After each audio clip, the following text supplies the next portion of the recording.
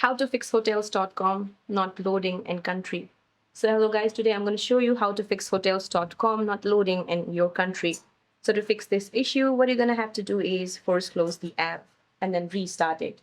You see, when you open your hotels.com app and you find some kind of issue going on with the app, or it's not even loading, you can just simply swipe it up from the bottom of your screen and then swipe it up again to close it completely from your multitasking screen and then reopen it.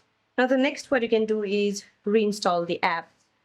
Just go to your existing hotels.com app, press and hold it, then tap remove app to delete it from your device. Then go to your Google Play Store or Apple App Store and then re-download it. Now the next what you can do is, if the app is not available in your country, you have to just go to your iOS device settings. Then tap on your name at the top of your screen. Then go to media purchases and then tap view account. Now input your password and then select the country or region. So that's it for this video, guys. I hope this video is helpful. See you in my next one.